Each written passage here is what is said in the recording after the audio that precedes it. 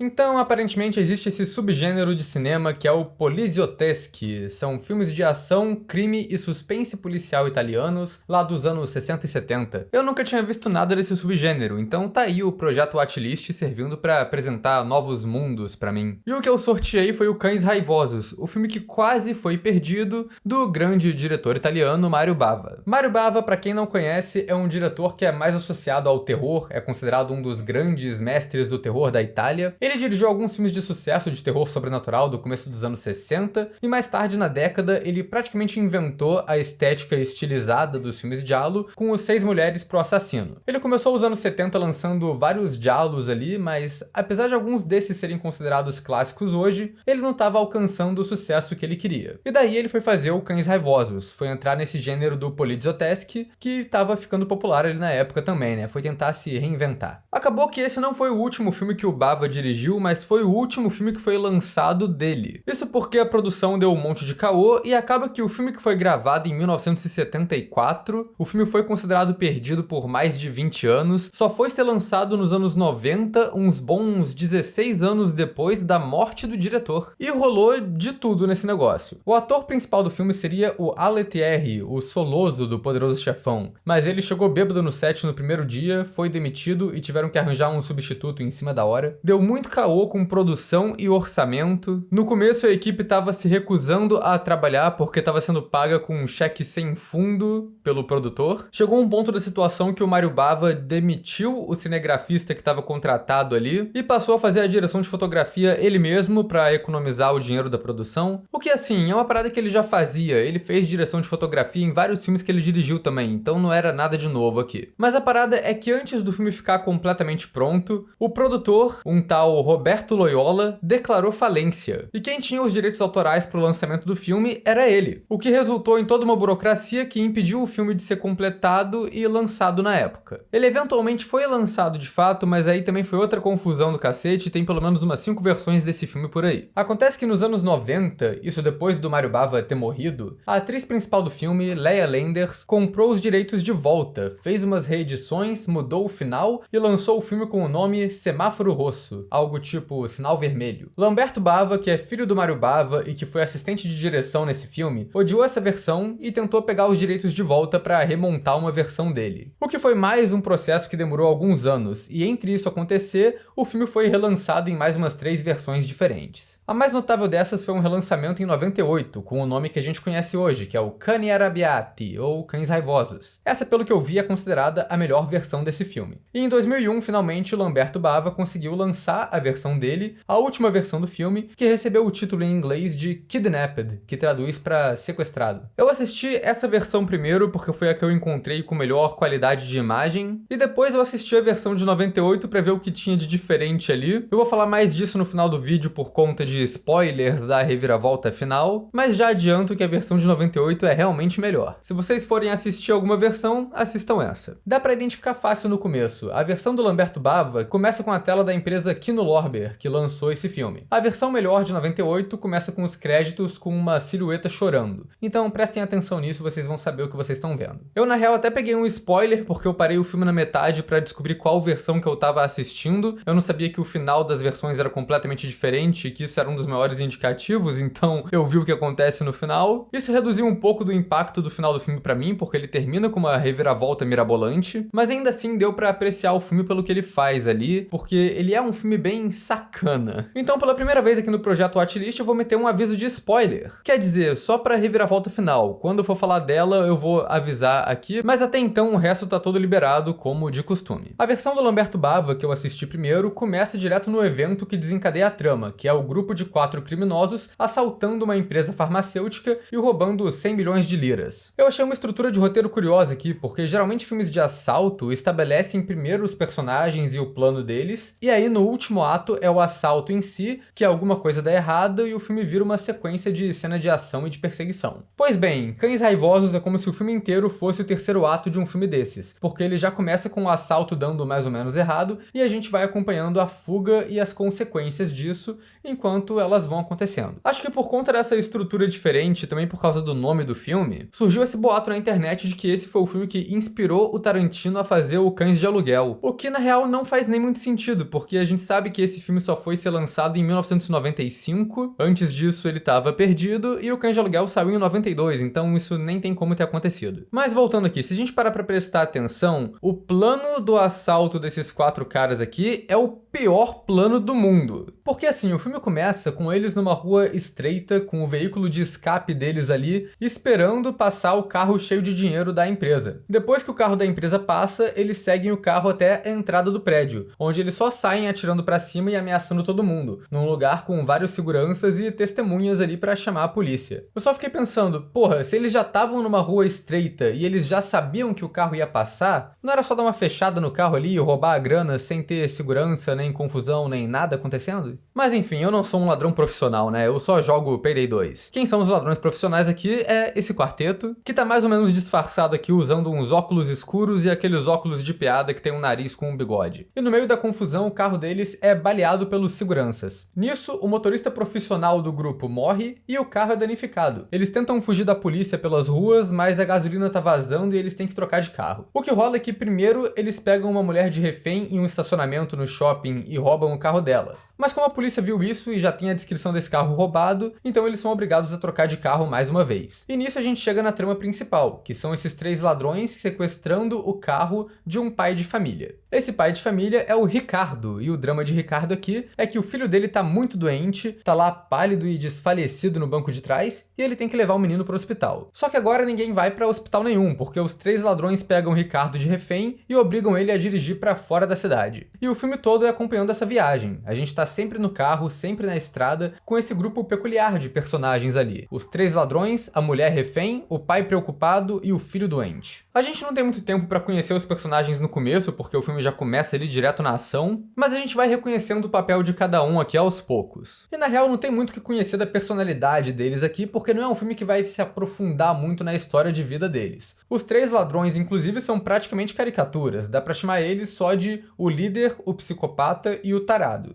Podia ser esse o nome do filme, homenagem aí ao Sergio Leone. Em questão de atuação, é um filme bem misto. Claro que é meio difícil de julgar também, porque tem toda aquela questão de que na época o cinema italiano não gravava som direto. Então o filme ficou todos esses anos guardado sem som. A dublagem só foi ser feita 20 anos depois, quando o filme foi ser lançado. O que eu imagino que tenha interferido um pouco aqui na qualidade do produto final, né? Quer dizer, dublagem italiana sempre foi meio exagerada. Mas nesse filme eu achei um pouco mais gritante do que outros giallo ou faroeste que eu já assisti ali da mesma época. Alguns personagens, tipo o Ricardo ou o líder dos ladrões, que é esse cara que é chamado só de doutor o tempo todo, são mais tranquilos, mas o psicopata e o tarado são muito exagerados, principalmente no começo do filme. O psicopata eventualmente vai melhorando e tem uns momentos muito bons de atuação aqui, mas o tarado só piora. Chega a um nível que é quase autoconsciente, os outros personagens já estão todos ficando putos com o quão exagerado esse cara tá sendo. A dinâmica geral que rola aqui é que os 2 malucos estão no banco de trás do carro fazendo merda, ou eles estão assediando a refém ou ameaçando a criança, sei lá, eles não param quietos. E o doutor tá no banco da frente tendo que manter a ordem ali e pôr uma rédea nas patifarias que os caras estão fazendo. O doutor acaba que tem a mesma vibe ali que o George Clooney no Um Drink no Inferno, que é aquele cara que é o ladrão profissional. Ele não mata gente a não ser que precise, e ele não gosta do comportamento descontrolado e impulsivo dos outros 2. Ele até tem uma certa simpatia ali pelos reféns. Chega um ponto da trama que parece que ele começa a se importar com a criança até, impedindo os outros caras de encostarem no menino e cedendo para alguns pedidos do pai, tipo parar num posto de gasolina para comprar água pro menino tomar remédio. O que não impede ele no final do filme de tentar matar todo mundo do mesmo jeito para se livrar de ponta solta, né? Mas enfim. O psicopata é esse cara que é chamado de bisturi no original italiano, mas a tradução em inglês coloca o nome dele como Blade. Tudo que eu precisava era mais um Blade, já não bastava os outros 2 que eu já falei lá na trecheira, né? O Blade aqui começa sendo bem exagerado, mas ao longo do filme eu fui achando que a atuação dele era boa, na verdade. Porque o personagem é meio psicopata, tá sempre querendo mostrar a faca dele e ameaça todo mundo o tempo todo. Mas ao mesmo tempo, no começo do filme, quando eles estão com 2 reféns e o Blade enfia a faca na garganta de uma delas, só pela atuação parece ser uma parada que ele fez de nervosismo na hora e ele fica meio chocado com o que ele mesmo fez. Então tem uma dualidade ali no personagem. O tarado é esse maluco que ele é chamado só de 32. A gente descobre que esse é o apelido dele porque, sem sacanagem, o cara tem 32 centímetros de rolo. E essa é literalmente a única caracterização dele. Tem uma cena que ele tira o pau pra fora e obriga a mina a olhar. Mas não tem nada muito explícito em nenhuma cena aqui. O Mario Bava ainda tem um tipo de integridade mínima ali e não vai totalmente pro lado do exploitation. Os caras assediam a refém, mas é de um jeito mais psicológico, tipo eles obrigando a mina a mijar no meio da rua na frente deles, enquanto eles têm uma reação que é meio sexual, mas eles nunca tocam nela de fato nessa cena. Isso tudo é horrível, mas é feito de um jeito que é mais tranquilo do que eu esperava pra um filme trash sujo dos anos 70. Não é aquela coisa fetichizada ou horrorosa, é só uma situação de terror, de tensão mesmo. Eventualmente 32 compra um uísque e fica bêbado. Ele tenta atacar e estuprar a refém dentro do carro em movimento, e isso começa a chamar a atenção dos transeuntes, e o próprio doutor saca uma arma e mata o 32 dentro do carro. E uma cena que tem uma construção de tensão, porque é uma situação tensa rolando ali dentro,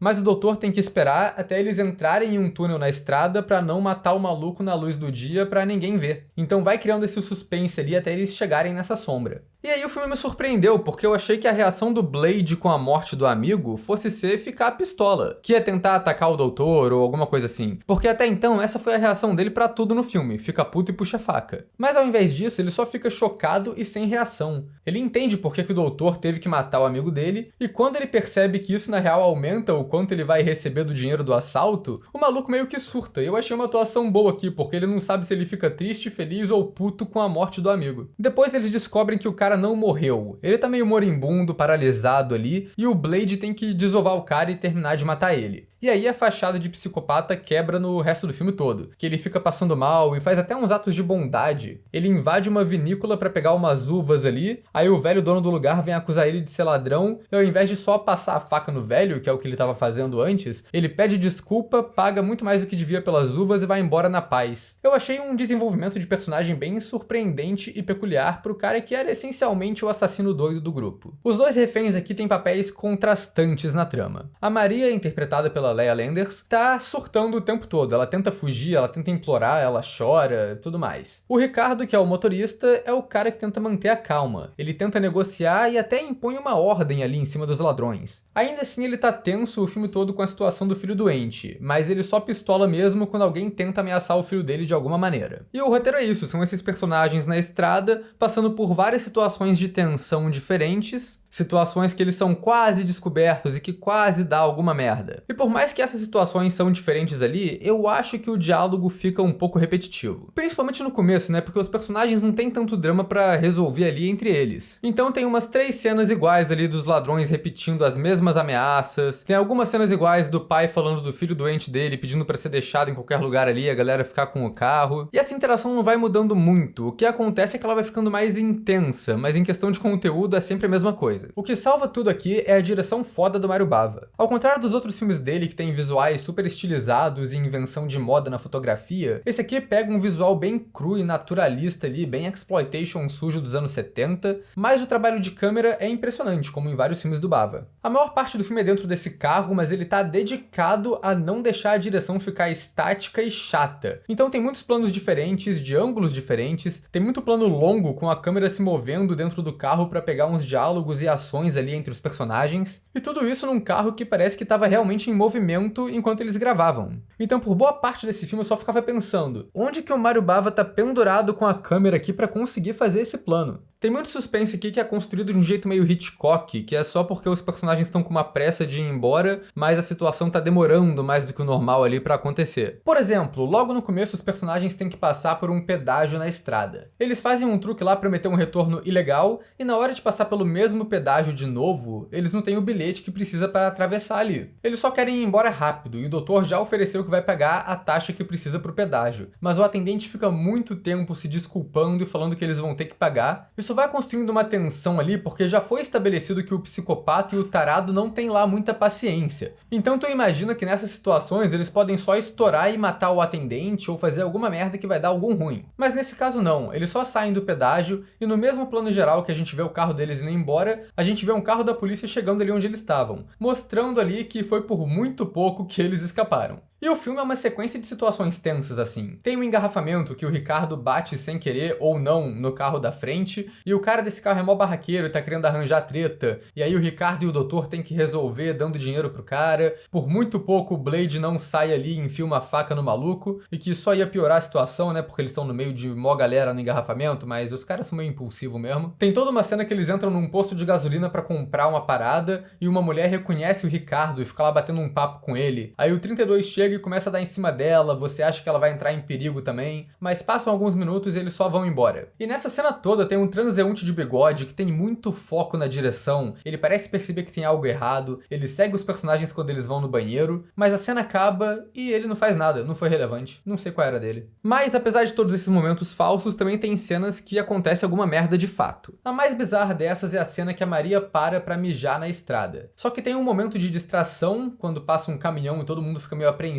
se o motorista vai ver alguma coisa ou não, e aí ela aproveita pra sair correndo no meio de um milharal. E aí por um momento vira um filme de terror. Aquela cena de perseguição meio slasher, que vai mostrando a protagonista e os vilões nesse ambiente que não dá pra ver nada direito, ela fugindo, se escondendo, os caras tentando encontrar ela. Eventualmente ela chega numa fazenda e tem aquela cena clássica, que ela se esconde em silêncio e espera o cara parar de procurar ela e ir embora. E aí ela faz a coisa mais burra do mundo, que ela começa a bater na porta do lugar e gritar por ajuda, enquanto os caras ainda estão procurando por ela na região. Isso leva lá pra cena que eu mencionei, que os caras obrigam ela a tirar a calcinha e mijar no meio da rua, que é o momento mais tenso e bizarro do filme. O final do filme tem umas viradas meio tragicomédia ali, porque eles estão com um cara semi-morto no carro e tem que parar num posto de gasolina pra encher o tanque. O atendente desse posto é um cara que tá no horário de almoço e não quer trabalhar, eu não culpo ele, e ele desconfia da galera achando que é trambique, achando que estão tentando assaltar ele e aponta uma arma pra todo mundo, mas quando ele vê que tem uma criança doente de fato ali, ele é convencido a ajudar. Ainda assim, essa cena termina com ele desconfiando do que aconteceu porque ele viu um relance do cara morto dentro do carro. E aí mostra ele lá pensando do lado de um telefone, como se ele estivesse considerando ligar pra alguém, mas no final ele só ignora e volta pro cochilo dele. Mas a parte meio cômica, bizarra disso é que do nada aparece uma mulher perdida, falante pra cacete, que pede uma carona pra galera. Na real, pedir carona é educado, ela impõe a carona na galera, porque ela só se enfia no carro e pede pra levarem ela pra qualquer lugar. E aí ela aparece por tipo 5 minutos de filme, mas são 5 minutos ininterruptos dela tagarelando. É uma parada que chega a dar aflição, tanto pela mulher que não consegue ler o ambiente, que tá todo mundo nervoso e miserável dentro desse carro e é uma situação perigosa, como pela galera que não tem mais um segundo de silêncio ali com ela falando constantemente no ouvido de todo mundo. Eventualmente ela descobre que tem um cara morto no carro e o Blade mata ela com a faca. Os efeitos do filme são bem exagerados também, e na real tem dois tipos de efeito aqui, né? Tem as facadas, que são feitas no estilo filme giallo, é um efeito prático ok, com um sangue vermelho vibrante que parece tinta guache, e tem os tiros, que já são feitos mais ali na montagem, nos cortes rápidos, são meio deschavados, eles não tinham muito efeito ali pra fazer tiro convincente, e acaba dando uma sensação meio de cena de tiro de novela, sabe? Mas enfim, eu vou falar agora da reviravolta, se vocês não quiserem saber o que acontece, vão lá assistir o filme. Quando eu tava editando esse vídeo, ele tava aqui no YouTube ainda, né, então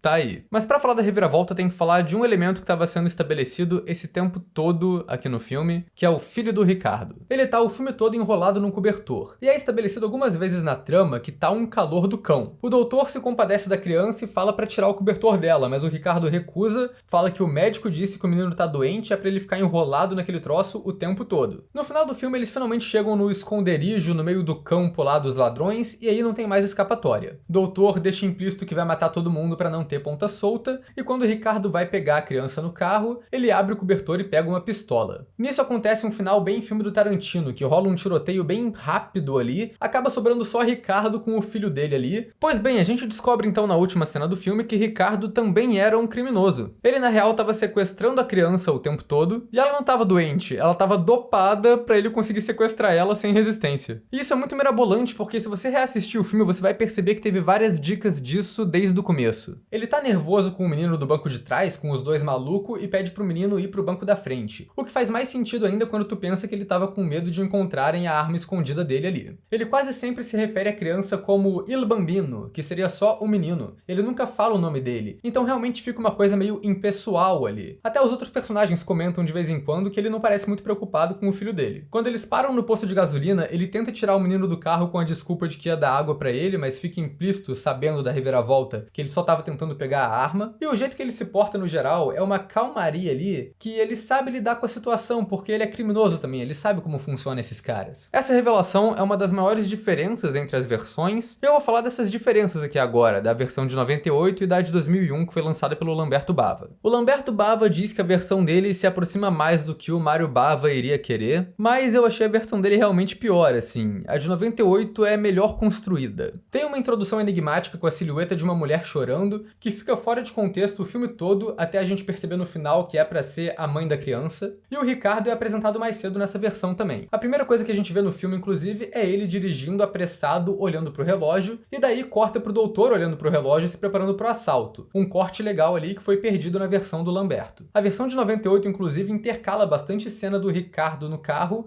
com o assalto no começo, enquanto na versão do Lamberto ele só é apresentado quando o carro dele é sequestrado pelos ladrões. Então na versão de 98 ele ser apresentado primeiro dá mais uma vibe dele ser o protagonista. Ao invés de fazer essa montagem toda bonitinha, a versão do Lamberto Bava coloca um monte de material novo de perseguição que eles pegaram, sei lá, um monte de carro e helicóptero da polícia dos anos 70 e gravaram esse material ali nos anos 2000, rodando com um filme 35mm mesmo para ficar bem integrado ali com o filme original. Mas eu acho que toda essa coisa da polícia ali é um filler bem desnecessário. E eu gosto de não ter essas imagens a mais de polícia porque realmente prende a gente naquele carro. A gente fica lá com os personagens o tempo todo, a única notícia que a gente tem do mundo de fora é a que eles têm também, que eles estão escutando ali sempre na rádio do carro. E isso eu acho muito mais interessante, assim, pro filme. Além disso, o Lamberto Bava também mudou alguns diálogos e a montagem é diferente. E isso eu acho que ele também mudou pra pior. Tem um diálogo importante na versão de 98, lá no começo, que foi tirado da versão do Lamberto, que o doutor explica sobre o assalto que eles fizeram ali pro Ricardo e fala que eles roubaram 100 milhões de liras. O Ricardo comenta que essa quantia é pouco, o que deixa o Blade puto com ele. E o Ricardo comentar que é pouco dinheiro é um preparo muito bom também, porque no final ele tá pedindo 3 bilhões de liras pra devolver a criança pra mãe,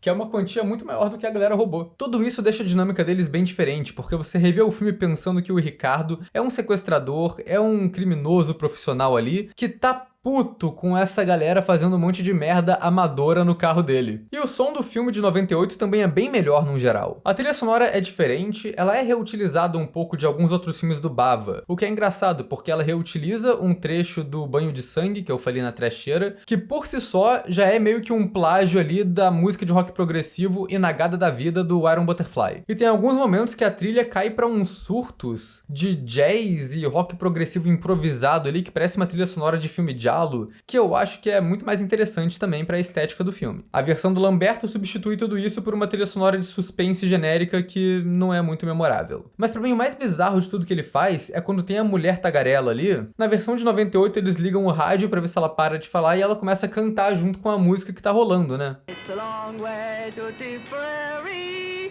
it's a long way to you. Na versão do Lamberto Bava, por algum motivo, eles substituíram ela cantando, que fazia sentido, com ela só fazendo barulhos incompreensíveis, meio que tentando seguir a música.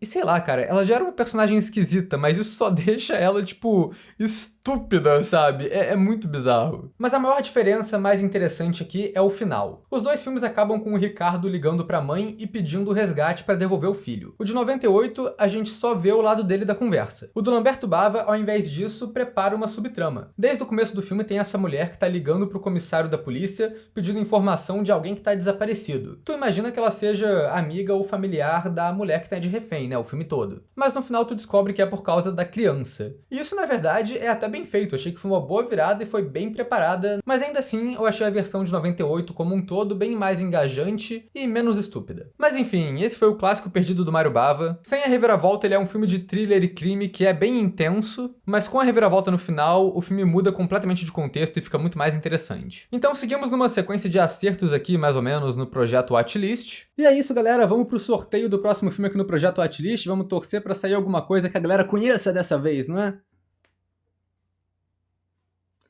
Ah, ok, é esse filme. Eu conheço esse filme, já me recomendaram esse filme algumas vezes. Ah, tá bom. Estrela o Joaquin Phoenix e talvez seja vagamente conhecido. É isso, vamos nessa.